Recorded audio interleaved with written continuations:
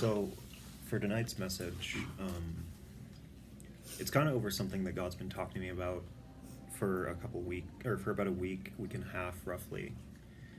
And it's just kind of been this thing where He's been kind of repetitiously taking me to this place and showing me this thing about how,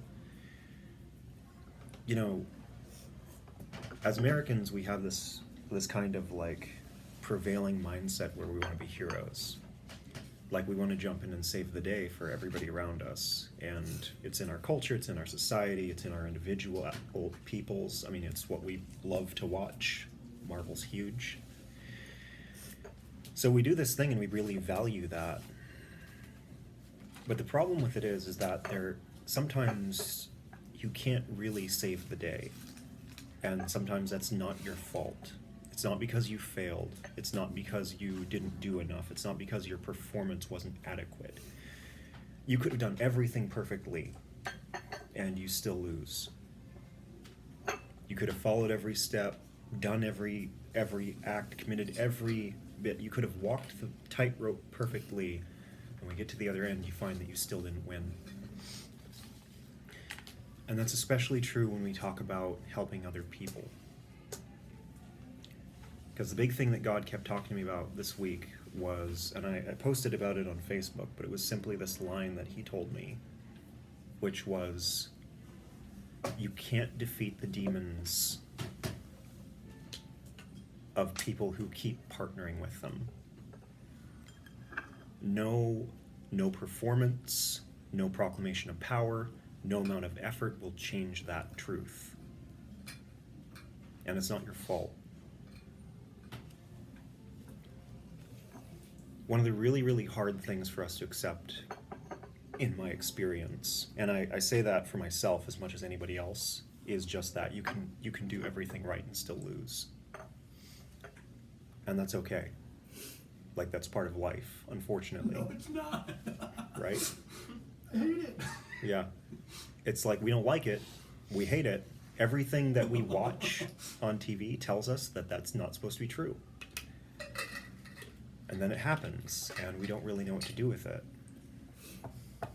So, like, there were 3 things specifically that were pointed out to me in that little, like, when He told me that, which was about performance, about proclamations of power, and about effort. Now, the first thing to talk about is kind of the fourth side of that, which is the person, the other person involved. Because the truth of the matter is that we run into a lot, is especially as Christians, we talk a lot about belief. I mean, everything in our salvation revolves around our belief. Every bit of what we do as we walk with Christ, or don't, revolves around our belief. To give a brief little example of that is in John 5, verse 24, when Jesus says Himself, "I tell you the truth, whoever hears my word and believes Him who sent me has eternal life and will not be condemned. He has crossed over from death to life." And there's a lot of occurrence throughout the Gospels, specifically the Gospels, like beyond everything else, where Jesus says this a lot. He goes back to the topic of belief all the time. And belief, in a word, is to accept something as truth. And we've given all kinds of analogies, talked about all these different facets of what it looks like to believe. Oftentimes we go back and talk about kids, and the way that,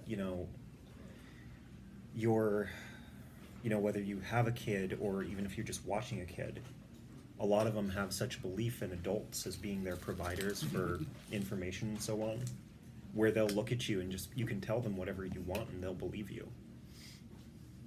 They have no filter for that. And like on the one hand, that if you're like an older brother or sister and it's your younger sister or younger brother, maybe it's not always possible, or maybe it's just really, really hard to not take advantage of that sometimes for funsies. But the truth is, when you look at it innocently and without any kind of thing, there is kind of a beauty in just that level of trust that they have. Like, they're looking at you and saying, this person knows what they're talking about. And the big thing with that is when we talk about belief and where we extrapolate that, we can talk about all kinds of examples of people in life. There are people that we all believe in, or some of us believe in, and while others don't. There are people who adamantly believe that the weatherman knows what he's talking about. There are others who know better. The point is, though, is that we have these examples in life, but we have to kind of extrapolate from that and look at where we're actually at with God and as it pertains to that belief side. And more than that, more than looking at how much belief we have in God, there's also how much belief we have in the world around us. To kind of take you guys back to a point that was made back during the spiritual warfare series, I talked about the way that faith is actually a double-edged sword. Because the truth is that a lot of the power that demons and other evil spirits have comes from our belief in them. Like, they can't do anything to you outside of what you believe they can do to you. So as a result of that, you find yourself in a situation where, and the truth is, a lot of us are ignorant to that particular point. So we believe that, they have power equatable to the power of angels or God. And in truth, that's not necessarily true. And even more than that, there's this very difficult place of, knowing how much God wants to take care of us and knowing how much they want to destroy us, and how oftentimes we believe the opposite of those two facts. So there are plenty of people who have a certain level of belief that God wants to hurt us, that God doesn't care about us, that God isn't there for us.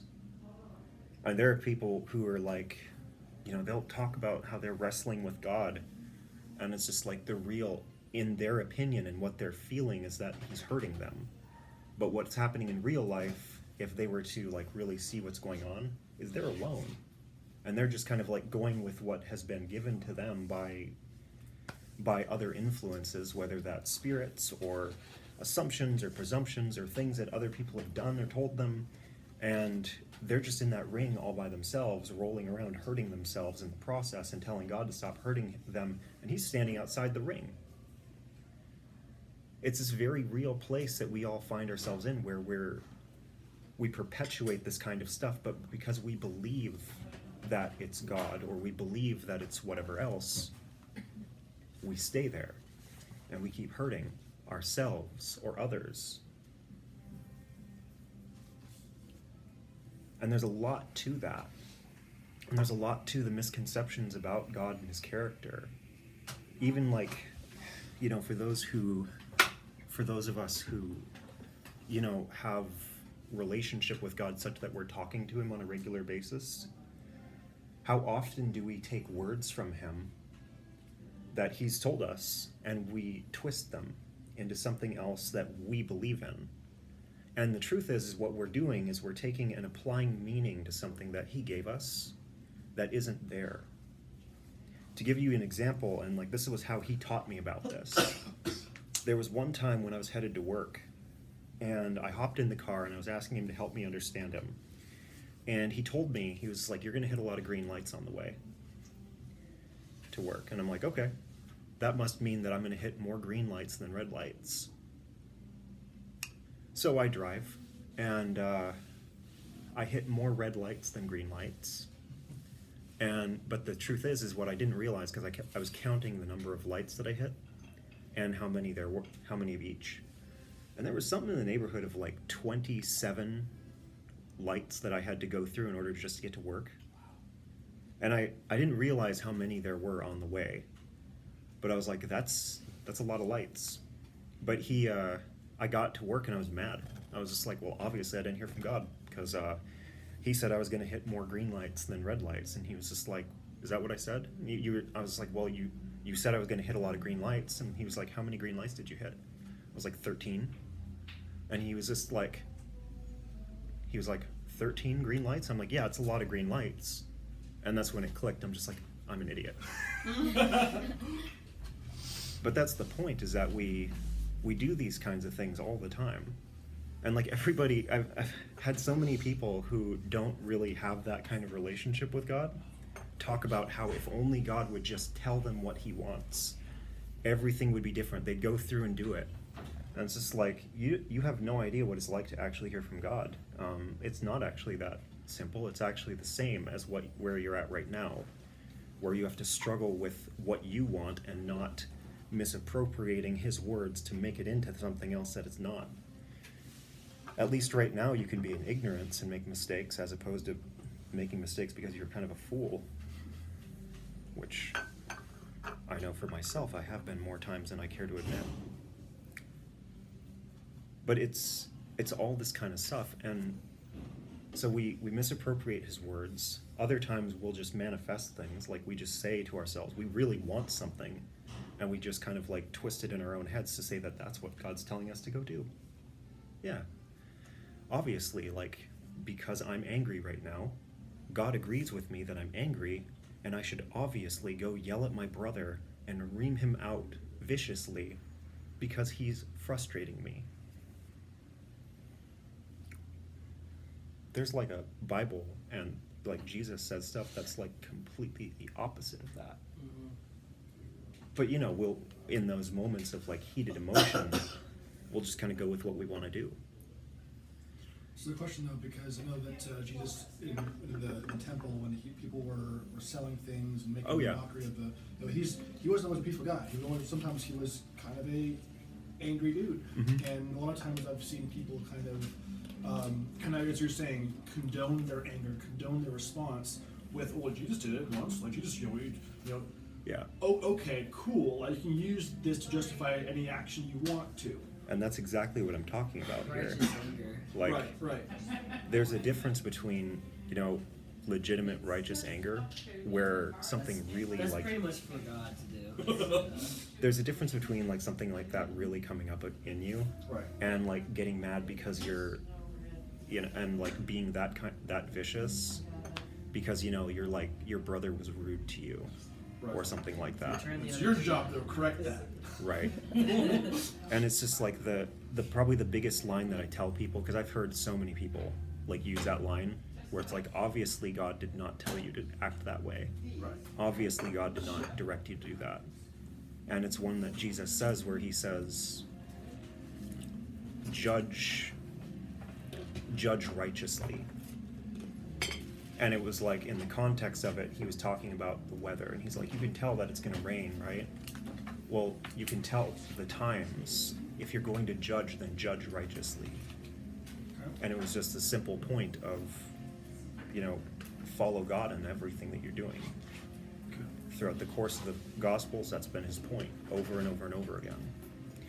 And that's an important point to remember, because, in the face of all the stuff that's being brought up here about the way that we'll twist words or not twist words, or we'll like twist scripture, the truth is that there's a lot of us involved in that, and a lot of our belief involved in that.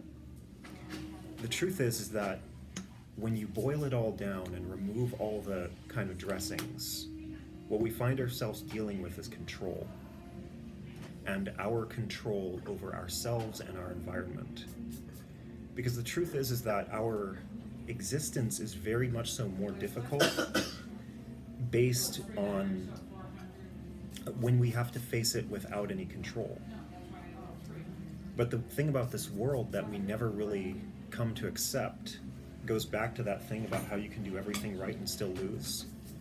I mean, it's just like, as an example, you get all of your stuff insured, you get everything at home just right, you get your job in order, you get your life in order, your relationship is right where you want it to be, you can pull everything together by your own will, and then a tornado comes and rips your house apart, which your insurance turns out it doesn't cover tornado damage, because you live in Vancouver and tornadoes don't normally show up in the Northwest.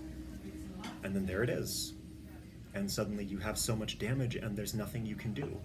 You prepared for everything and then missed the one thing that no one expected. But that's kind of the point of looking at this and like this control thing where we try so hard to control. And it's not like it's evil or anything like that. It's just we're stuck in a very savage world. But the truth is that we can become evil in our desire to seek and grab a hold of control. I mean, if you're taking God and things that he's told you and you're twisting them to make them into something else that you want them to be, it's kind of bad.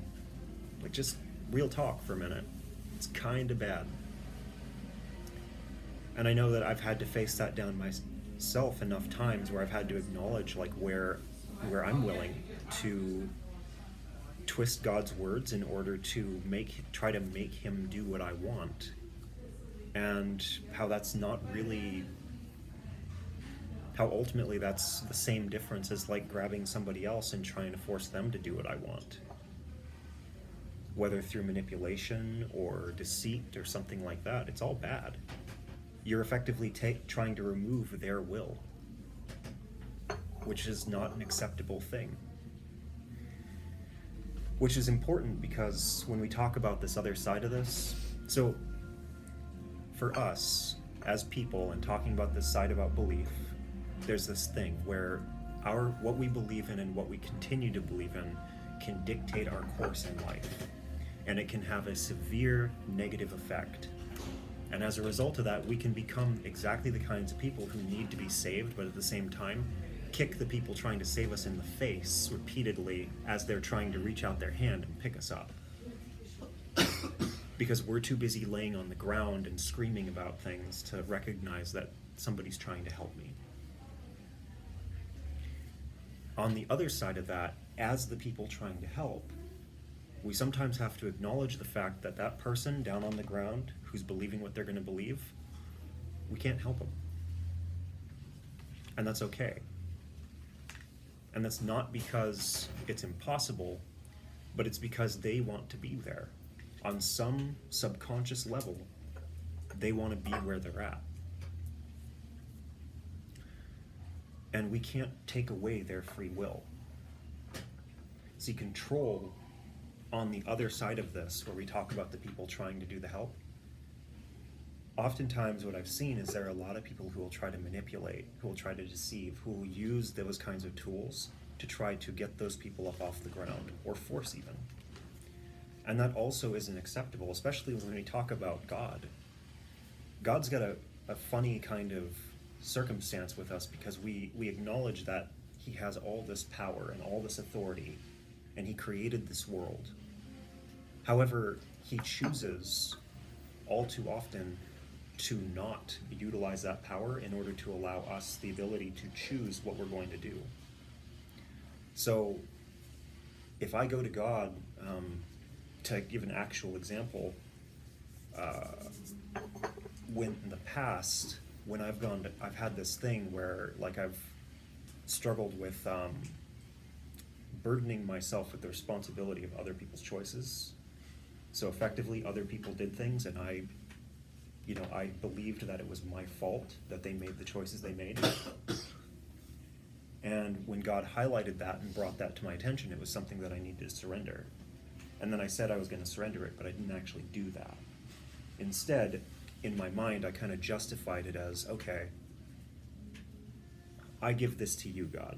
But in reality, in the back of my mind, I was just like, except in these situations.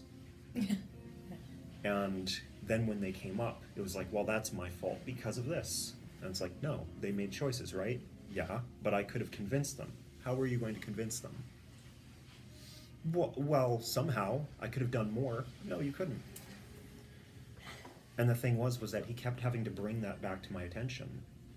And I kept having to go back to that until I was finally able and willing to really, truly surrender this and just be like, I'm done. I can't do this anymore. I can't keep doing that.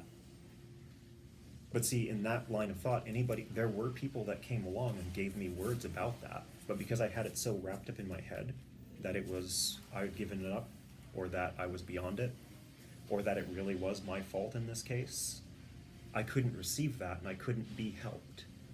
And God wasn't going to force me out of that, even though he showed it to me. Never once did he force me to let that stuff go. Never once did he force me to make choices. Because at the end of the day, our choice, our free will is a very, very important thing, not only to us, but to him. Because from God's perspective, the only way that anybody can ever come to love him is if they choose to. Because the truth of loving somebody else is that it involves free will and the decision to love that other person.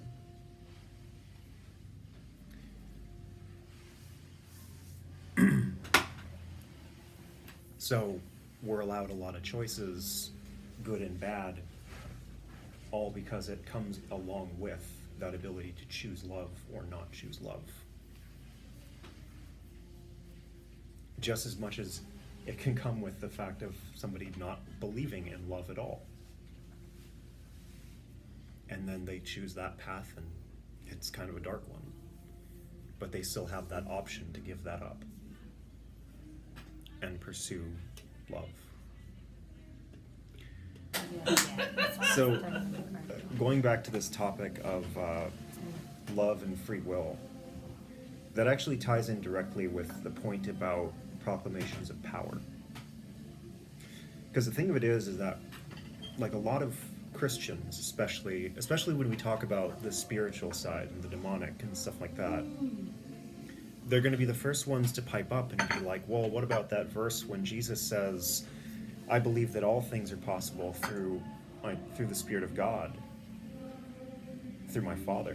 What about when Jesus, in Luke 10, when Jesus talks about how we've been given authority to trample over all the evil spirits, to trample over scorpions, and that he saw Satan fall from the heavens and that kind of thing? Or Ephesians 6. Or Ephesians 6. See, the thing of it is that we all gravitate towards those verses, and it's really important for us to remember the truth to them, that through God all things are possible, that his power is unquestionable.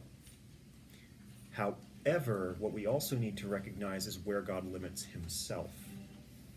See, if God is not going to usurp somebody's control in their own life, their ability to make choices for themselves, do you honestly believe for a moment that he's going to actually let you do it just because you apply his name to a prayer? Or because you say that in the power of Jesus, I'm doing this thing? It's like that scripture. Yes. A lot of people do. Well, it's like that scripture where it's like in the power of Jesus, who Paul talks about, or Apollos talks about. Like, it's like in the demons, like, I know Paul, I know Jesus, but who are you? Like, Yeah. You're just saying my name, but you actually don't. So it's like that. Yeah, no, the seven sons of Sceva. I wasn't going to pull that one up, but that's a good example where they were Jews, they didn't believe in Jesus, but they were going around using Jesus' name to cast out demons. And finally they come across this one demon who's just said exactly that.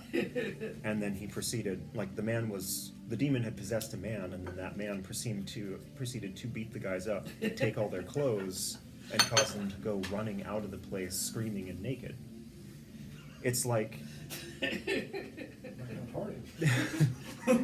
it's just this kind of thing. Sorry. Yeah. So it's just this kind of thing where, there are limits to what God is willing to do in terms of affecting other people. To give kind of a more clear example of what I'm talking about, it comes down to this point where even when it comes down to the demons that people agree with, and during the spiritual warfare series we talked about spirits, and we talked about spirits of depression, spirits of hatred, spirits of death, all these different kinds of spirits, where it's almost like they're like mindsets that are effectively put onto us, installed into us, attached to us, that come from evil spirits, from the dark side. Demons will kind of linger around you and feed these things. It's like that cloud over your head that kind of like sticks to you and follows you around. And it can even change the atmosphere of wherever you go. Like we've all experienced people who they're carrying something and you can feel them when they walk into the room. You can't explain it, but there's this palpable change in the atmosphere as they walk in, and either you start to feel agitated or you start to feel like the life is being sucked out of the room, or like, you know, you and your friends are all like laughing together, and suddenly this person walks in, it's like everything just tapers off. And, Dims. yeah, dims is a better It's word. the opposite of that song. But when you light the sage, it just goes like when Anna left my apartment. Right. And it's that particular thing where like that's usually somebody that's carrying something. There's something attached to them. And we know in scripture that, you know, we're given the authority to cast those types of things off. Like if somebody walks in and they're very clearly, they've got like a demon on their back, any of us can say in Jesus' name and cast them out. The problem that comes from that is that sometimes that's not actually the best solution. And God knows that better than anybody else. In fact, it's actually in Luke 11, verse 24, where Jesus talks about this. Where he says, when an evil spirit comes out of a man, it goes through arid places seeking rest and does not find it. Then it says, I will return to the house I left. When it arrives, it finds the house swept clean and put in order. Then it goes and takes 7 other spirits more wicked than itself, and they go in and live there. And the final condition of that man is worse than the first. Yeah. What is that? Luke what? Luke 11, Yeah, 11:24. What that's really saying 24 is, through like, 26. when somebody gets like delivered, right? Like, let's just say from alcoholism or something like that, or somebody, let's say alcoholism. That's that kind of, you know, you've been set free. God delivers you from that, and you've been set free. Like He is free indeed.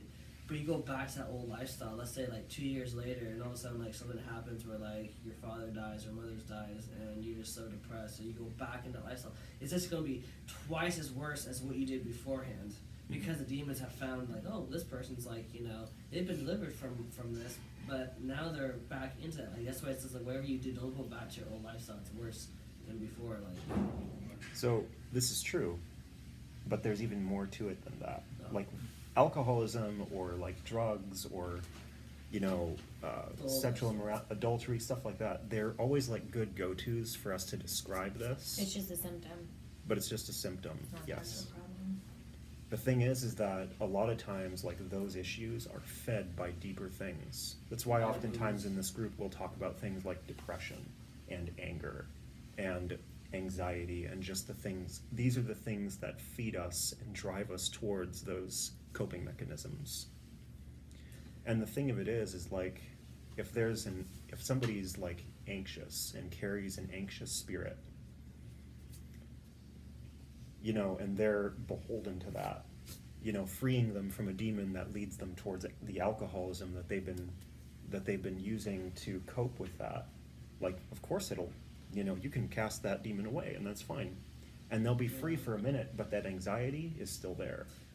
And they'll still deal with that. I recently encountered something where there was a friend of mine who used to have a lifestyle of smoking pot, doing drugs and all that stuff, and you know Josh, yeah, and it's just like, it's really sad, but literally he was so on fire for God. He got prayed for, got healed, got delivered, and then all of a sudden something happened, and then like a week later he went back to his old life, doesn't even really follow God anymore, and it's so deep in that stuff. It's like that scripture talks about, actually in Luke 6, talking about the old wine and the new wine doesn't mix together. So so when you go back to your old lifestyle, you'll say the new wine doesn't taste any good anymore. Just the old wine tastes better.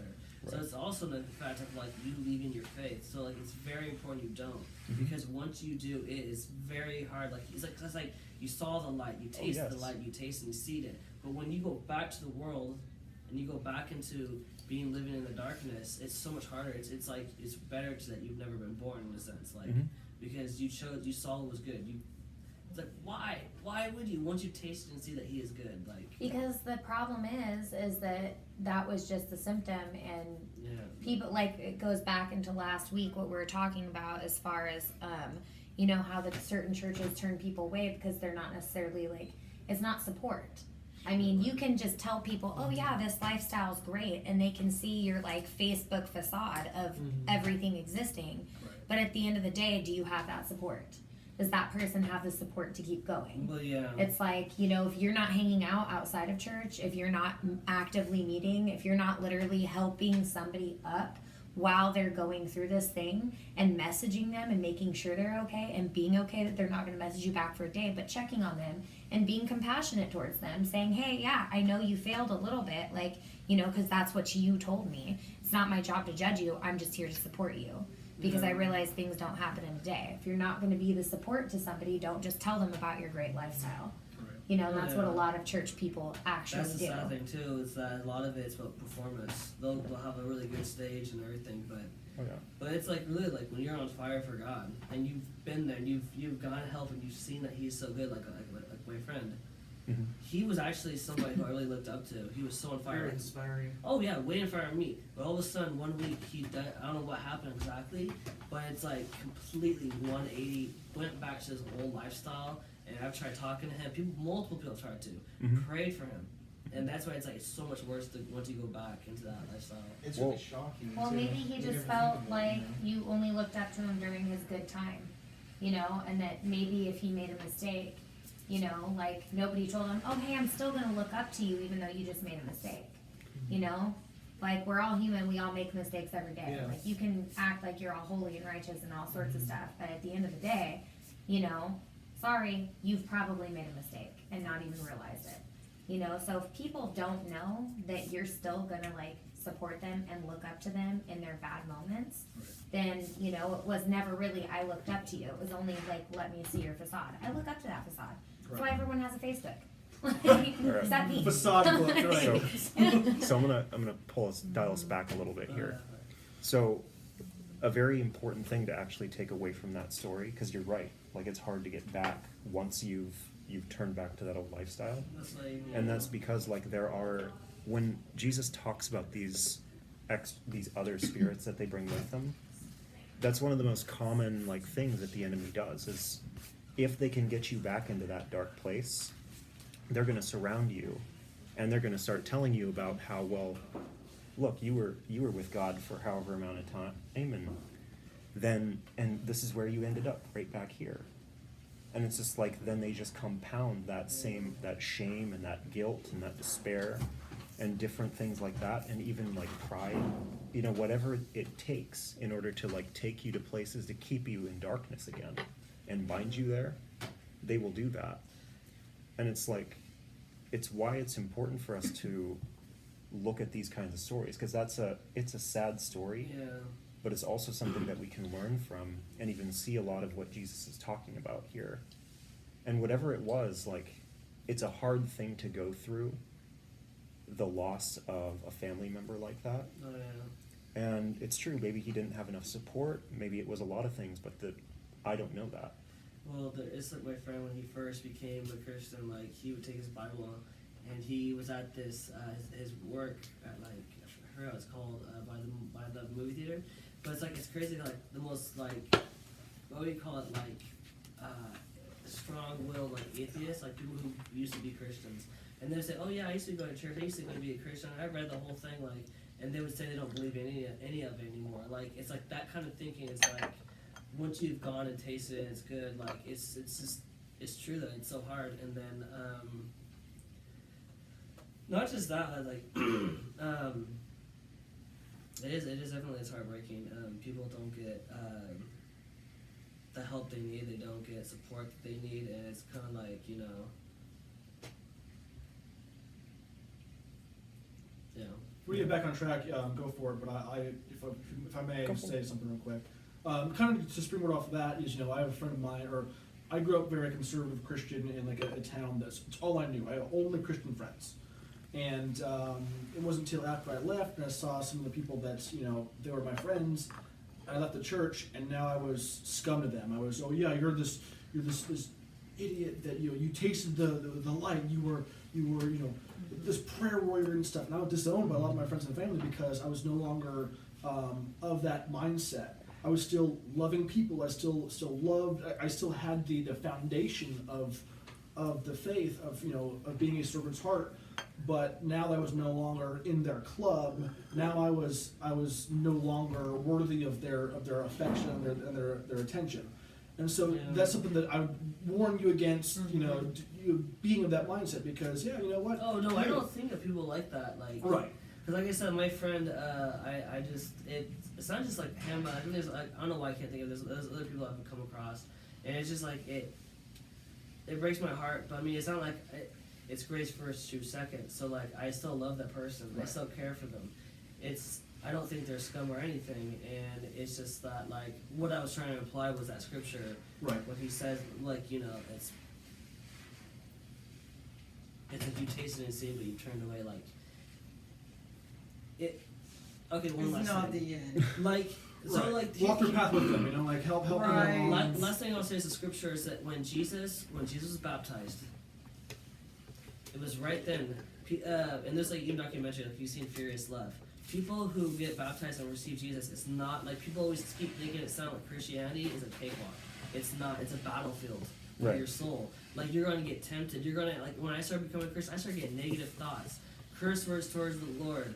I even get thoughts right now, like crazy thoughts of like, hey, there's a hammer right there. How long will it take to break your skull? Or like take that knife and cut your eyeball. Like I get crazy thoughts like that, and it's definitely demonic. Like why would I get those crazy thoughts? It's just randomly in my mind of just anger or killing my friend or something like that. I would just get those things thought. So Let's not. yeah, so, I'm not saying, but I'm just saying like those kinds of thoughts I get like and.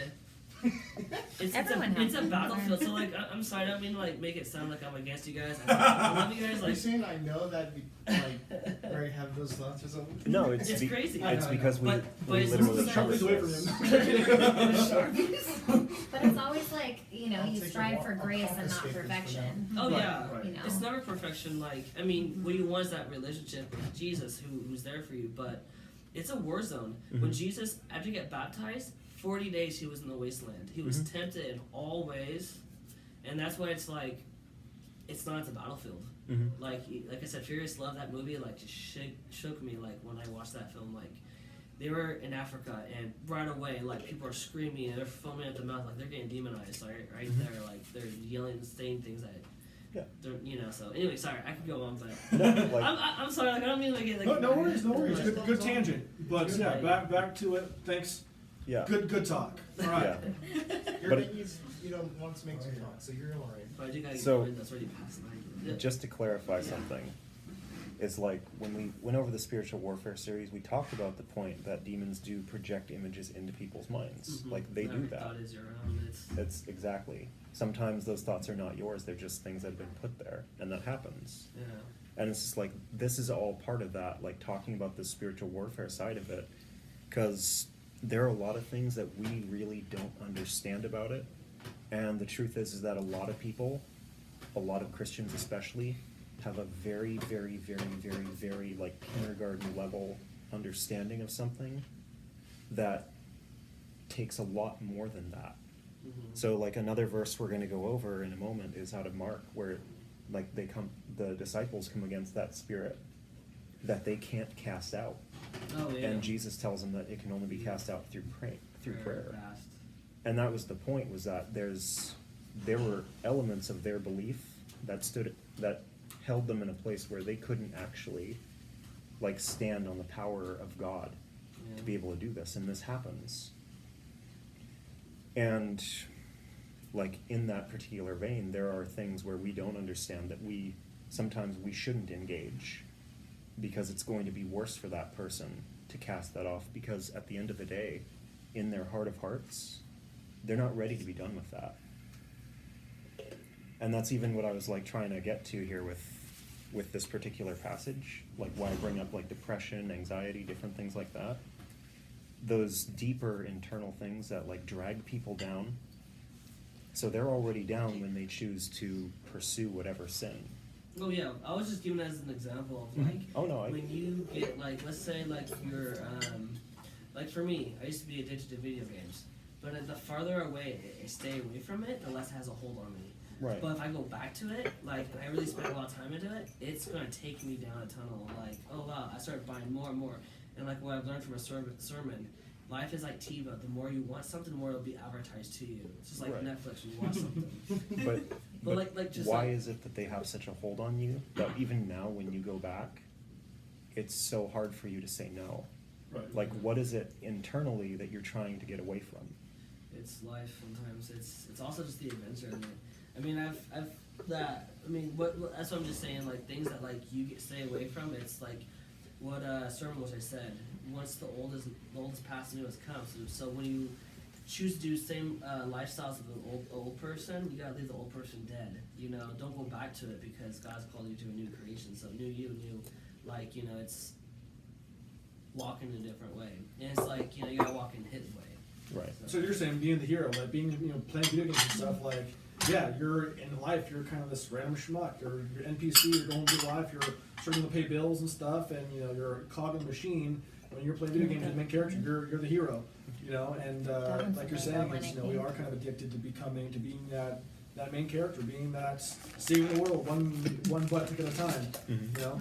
Well, for me, it was I like stories, I like movies, so I kind of sometimes have substituted video games for Netflix too much, but Right. I do gotta get one enough. I gotta get up at 5. You know, so. Party, party. But sorry, don't mean to make any. If anyone got agitated, sorry. No, we're not agitated. I We're was. listening. I was just, I just used some Yeah. things as an example. Like, Yeah. I don't need to Sometimes like. it's not anger. I should just probably use video games or something else, but Right. that's. I was just trying to make a point. Like, I'm peeved. You couldn't tell. Like I'm so salty. that's alright. See you, Ray. Much love, man. Party hardy. See you. See you later, Greg. Do you want to take a seat in the cushy chair? This is Oh, the no. comfy chair. I'll sit here. Anybody else? That's calling That's you. those that you gotta clean. Yeah. You gotta hit the car. Come be I should clean my car. Going full circle now. All right, cool. All right. So, Who's that handsome guy?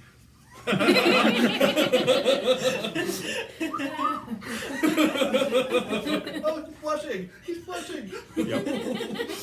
So, back to the point at hand. No, when it comes down to this thing where we're trying to proclaim power over things, sometimes it's not actually in the best interest of those involved for us to engage in that way. And it's just like you cast off that demon for this problem, but you know, you don't realize that the person themselves isn't willing to give up that thing. You know, and using Greg's example of alcoholism, video games, whatever it is, there's a coping mechanism. And maybe you're focused on the coping mechanism instead of what's causing the coping mechanism to be in place and to begin with. I can say, like, he brings up video games, which is a fun example for me because I know that I've struggled with that. Because ultimately what I got tired of, why I gravitated towards that was because of a constant feeling of powerlessness Yep. and failure that kind of plagued me for a long time. Video games were great until, you know, I lost a lot and then got really mad because it was just all the same stuff. But the point was that that's what I was running from. That's what I was trying to cope with. So when people told me that, you know, I should give up my video games, I had a feeling that was the wrong thing to do because it was really just a Band-Aid. And it's like, unless somebody's willing to help me cauterize the wound underneath that Band-Aid, removing that Band-Aid's just going to cause an infection. Right. So it becomes this kind of thing where we have to be able to really navigate with the Spirit when it comes down to casting out demons or like prayer for healing and things like that, because sometimes it's not time. And that's okay. And the thing that we have where we want to help them so much, that's okay as well. It's just sometimes we have to know like when to engage in that battle, as it were, and when not to. But see, that's that big thing too, is that talking about belief where people choose to hold on to those old mindsets, those old things, they're allowed to do that. If somebody struggles with self-hatred, And that's the spirit that lingers on them. And they keep partnering with it because it's what they know. It's comfortable in a way, which is really twisted, but it's there. So it becomes this kind of thing where, like, you know, I can cast that off of them, but that leaves a hole. And they still, because it's a comfort zone, they're still going to kind of gravitate towards that. Unless they're willing to replace that with a love for themselves, to see that kind of perspective of why they have value, why they have meaning, what makes them so good, what makes them worth loving. It's not going to matter that they've had that self-hatred removed, because they're just going to go back to doing it again, because nothing's there.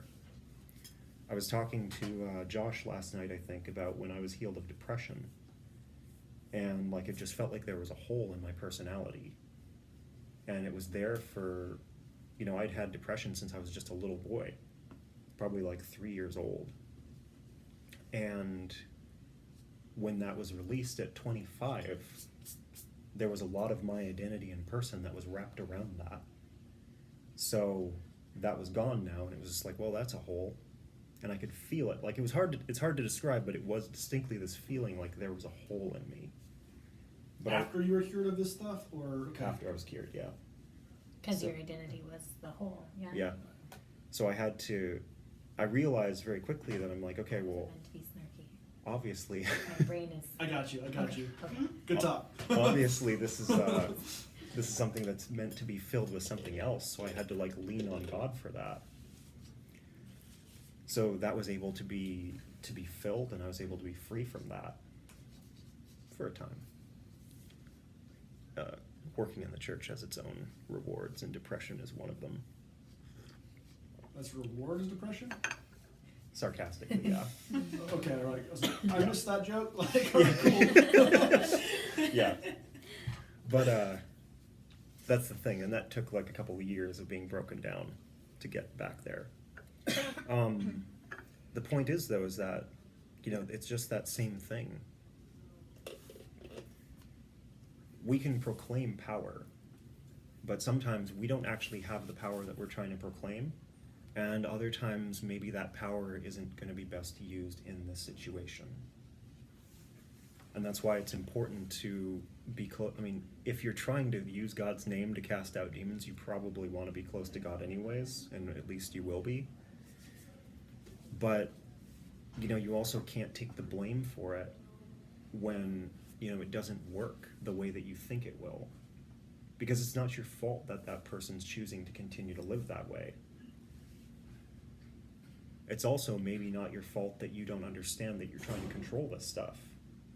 Sometimes, you know, like I was just telling Greg a minute ago, like that very elementary, like, education that a lot of us have about this subject means that we don't actually understand fully what's at stake and what we're doing. And as a result of that, we don't see, and there's a lot of like bad doctrine, bad teachings about how this works and what to do. I mean, you can even go online, and I think I don't want to say the name of the guy, Dusty, but there was that one guy you were watching who was like doing exorcisms on TV, and like he was doing it in a way, but it's very much so like a show. And it becomes this thing where it's like, this is just a performance for entertainment's sake. It's not actually a good thing. Right. So there are facets of this that, and like there's so much like pride and condemnation involved in what he does. And it's just like you can feel it when you watch it that it's gross. And not in the ways that it's supposed to be. But that's something that, you know, we see that, and we respond to that, and we kind of mirror that, imitate it. And, you know, at that point in time, you know, it's not your fault that you didn't know better, that you were ignorant. Sometimes we just need the opportunity to learn more, or to have the opportunity to understand through experience. In that same vein, though, is when we talk about performance and effort. Because like I referred to earlier, you know, that whole hero mentality, and, you know, that really hard place of thinking that if we do things right, we're supposed to succeed. Right. That's something that we're trained with, and it's not your fault that you did everything right and lost. Like, you can spend, I know for myself, I've spent years at times just going back and dissecting things that I regret, places where I did everything that I could and still was defeated. And like, I would go back to it for years and years and years and just dissect it to try to figure out what exactly it was that I could have done better. Sucks. Yeah. How I could have done more, where I could have been better. Maybe it was me and my person, maybe it was something that I said. And just like going back over these things again and again and again and again. And just kind of like pouring over it. And it's a hard place that a lot of us run into when it comes down to, whether it's sin or regrets of life, it just doesn't matter. There's so many things that accumulate over the decades that we live. I mean, even just a single day can have enough to keep us up for a week. But it's this whole thing where, we don't always appreciate or understand that there's not a responsibility of ours for like Chelsea told me earlier, you're not responsible for this other person's happiness because you can't control that. If you could somehow like walk up and touch them and just impart happiness onto them, that would be great.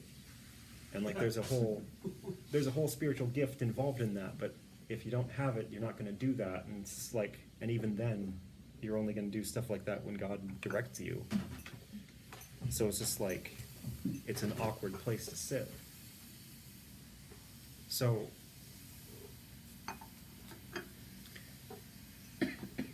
there's a lot of this where we have to come to terms with these places of being freed from the responsibilities that we're making up for ourselves. And yeah, like on the other side of it where we talked about the belief thing, like there are things where we have to kind of, places for us to be open to having what we believe changed so that we aren't the people that are struggling with this stuff, so that we can even come to terms with who God really is and who we really are and stand in the reality of our identities versus the things that we're trying to be. There was a thing I was watching with Jeremy earlier, and it was a TED Talk, and the person talking, she made a comment about the statement, just be yourself, and how that's a piece of advice that a lot of people receive.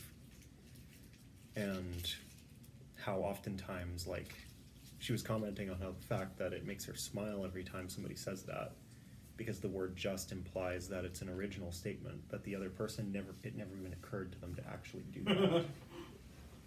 And like, it's a baffling thing, but it's also a truth that we have to acknowledge. Being ourself is not always the go-to option here, even though it should be. And the truth is, a lot of our problems, a lot of the issues that we struggle with, even just a lot of our struggles in Christianity, are there because we're trying to be something we're not. And the struggle that we have to face all the time is that what God calls us into is to be ourselves, the most true version of ourselves. Broken, twisted, hurt, happy, joyful, gleeful, desiring the things that are good and bad, but being the truest version of ourselves. Because see, it's when you're the most honest that He can really work with things.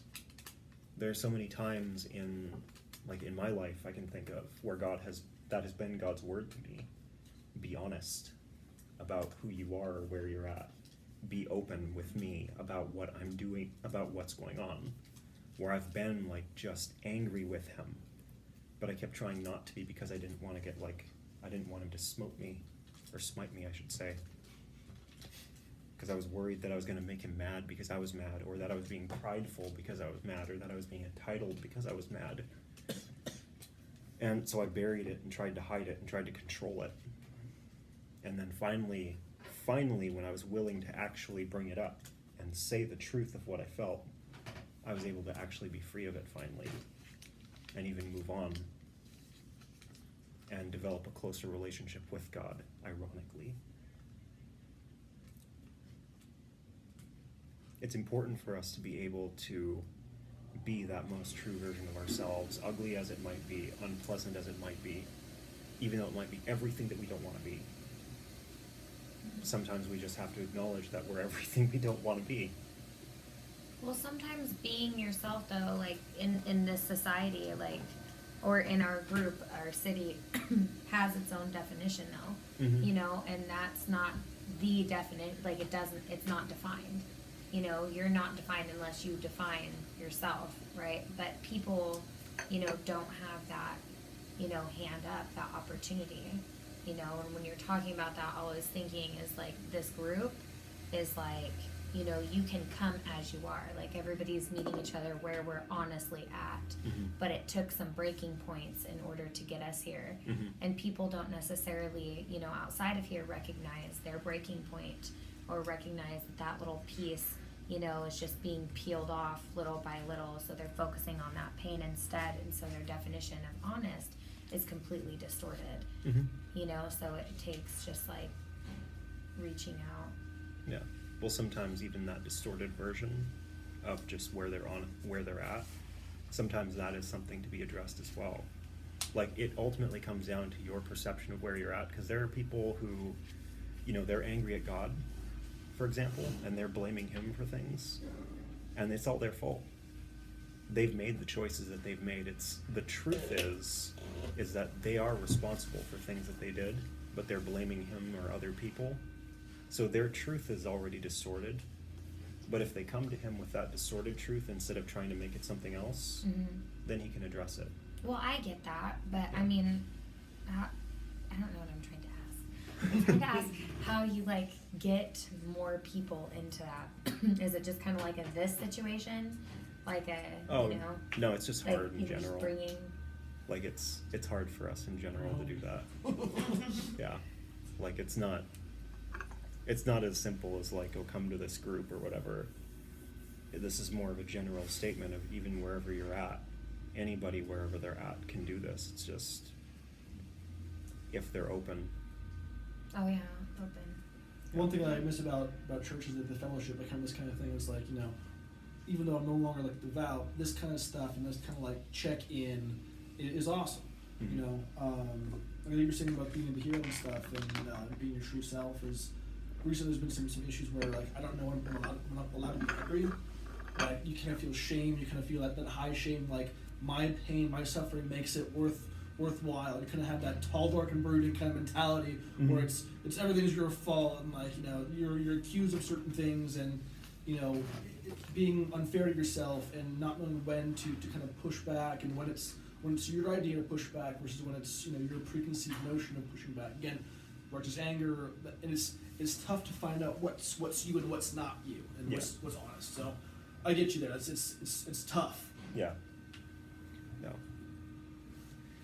So I mean, like with that, the openness side, the honesty side, like there's that for us to not become those types of people who believe things that are going to cause us to hurt the people trying to help us. On the flip side of that, though, being those people who are trying to be the help and trying to work with everyone around us and do things and so on, and where we're taking the responsibility, you know, there's a place for us to be free from that. You know, at the end of the day, if you're doing the best you can, is that not enough? And if it isn't enough, is that wrong? Like, if I'm not skilled in like psychology and somebody is there struggling with something psychological and I show up and I'm trying my best to help them, am I wrong for trying? And too often it can feel that way, even though it's not. Like, it's not wrong at all to want to help. And it's certainly not wrong, like, to show up. You know, even talking about that hero mentality that is kind of like in our culture, it's not wrong to want to do that. It's just that sometimes when we do it, we'll show up and we'll try to help, and then we'll find that we're not equipped, and then we blame ourselves. And that's not a good place to be in. So how do you know you're trying your best? How do you know like when it's not you? that's something that I struggle with is like, you know, I show up and I'm trying my best and things are working out. How do I know that I'm not missing something? You know? If it's something that's in the other person's court. So, to give an example, if you show up to try to help somebody and, you know, you're giving them your all, but they're just rejecting everything that you're offering. Okay. You're giving them advice, they're rejecting your advice. You're offering them, you know, friendship, and they're effectively just shutting you down over and over again. Okay. That kind of thing, that's one that's very apparently not your fault. Okay. You've done everything that you can, and they're choosing it against you. They're choosing not to receive what's being offered. Okay. A more subtle example would be like,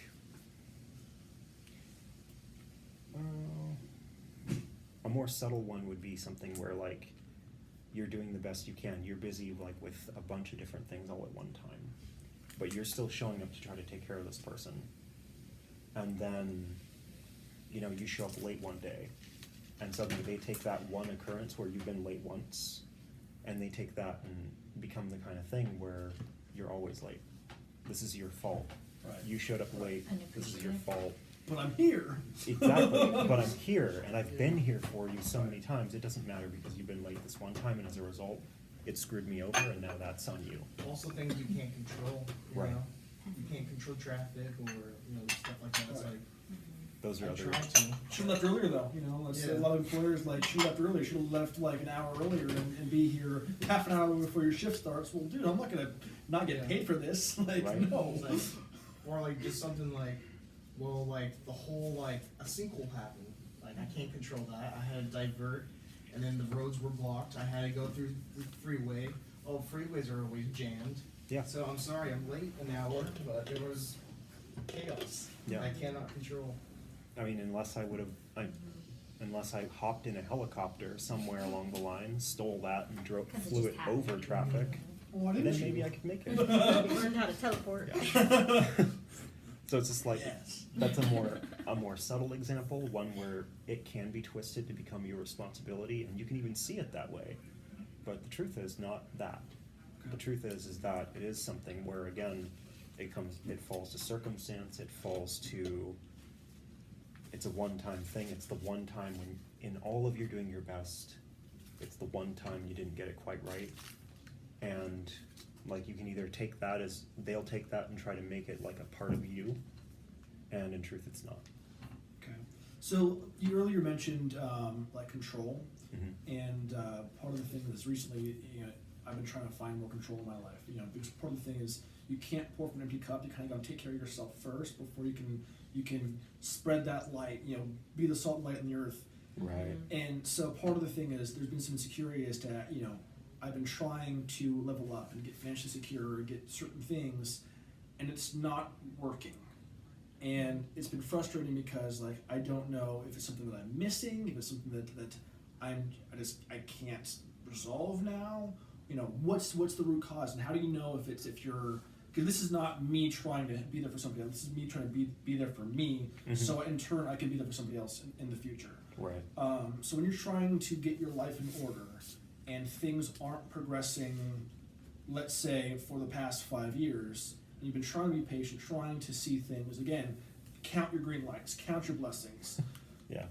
But the longer you go, the more red lights you hit. It's like, what the fuck? Like, why is it not? So how do you know when you're doing your best versus just, you know, oh, I'm trying and you're not trying? I got an Yeah. example for that. Okay. For my own life. Go for it, yeah. It's like for instance, I've been going to the bar every night. Not necessarily drinking. However, it's quite a drive.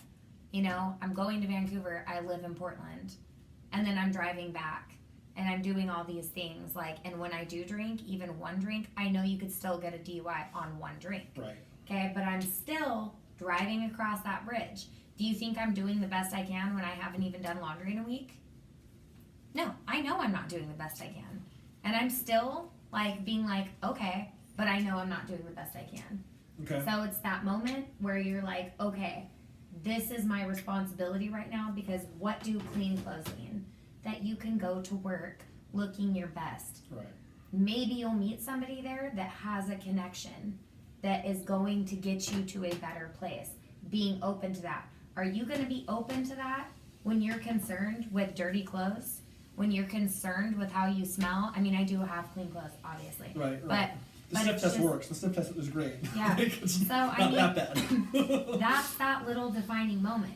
And if you have any remorse or guilt for your day, like taking accountability for that and realizing, hey, you know, I could have done this. So if I'm late, like I was late today, I could have controlled, like I could have like taken accountability for my actions. And I did, but it wasn't like, I mean, I'm still failing a bit, but I can fix it. Like knowing that you can fall forward Okay. is the like giving yourself forgiveness and grace in that is gonna be the thing because it's a process. We're not gonna get better in one day. We're not gonna have that structure in one day. Okay. Like if you're gonna have a few days of like what I was doing, yeah, it feels shitty. I feel shitty about myself, you know, but I still showed up, Right. you know, so that counts for something. Even if it's half point, you still got that half point. That can make a huge difference, you know. Have grace for yourself. Show your work. Show Yeah. your work. And maybe those red lights you're hitting are trying to get you in a direction. You're trying to go linear with your direction because that's also control. Okay. You know, and being open to those possibilities of like, hey, maybe this isn't the direction I'm supposed to go. Maybe you're still going to get to the same exact place you want to be, but it's not your control. Okay. You know, so a different approach, meeting those different people.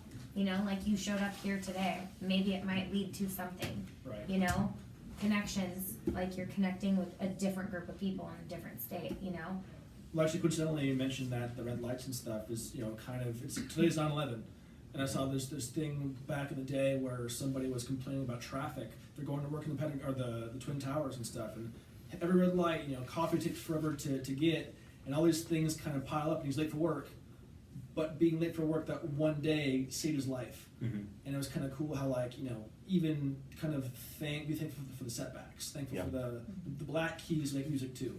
Yeah. You know, so it's kind of cool to see that, but obviously it's somewhat dramatized, it's somewhat like heavy-handed, but I like that analogy of, you know, Yeah. be patient with yourself as well. Yeah. So, in all of that, there is a place for us to be free from a lot of this stuff, and also to stop taking responsibility, like as we're going forward for things that, because we have to learn, like where those things are, you know, like you're asking about. We all have our things, and the truth is that we all have things that we were raised with, things that we've just come to believe because we agreed with them. And there are places for us to be set free from things that are negative perceptions where everything's in our control, and where we're supposed to have planned for everything or manifested everything or done everything, because that's just impossible in terms of what human beings are capable of. I don't personally have the power to take control of my whole life and everybody in it and make it go the way that I want. And frankly, it may be for the best that that's the truth. Because maybe sometimes my interpretation of what would be best for everybody isn't actually what's best for everybody. Because maybe I don't understand the people around me as well as I'd like to, or as well as I should, or anything like that. Sometimes I may not even understand myself to the best ability that I can or should. And as a result of that, I can send myself off in a direction that's ultimately just destructive. So, in all of this, in summation, I think that is a thing that we'll spend some time like talking about and even praying about, because it is just this thing to have our eyes open and also to be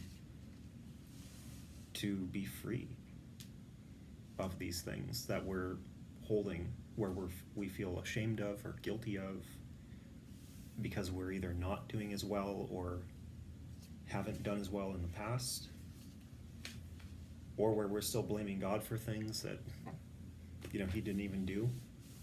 and it's twisted our perception, or where we are in fact partnering with like evil spirits or bad mindsets or all kinds of different things and saying, hey, this is a truth, when reality and the weight of evidence has shown that that's not.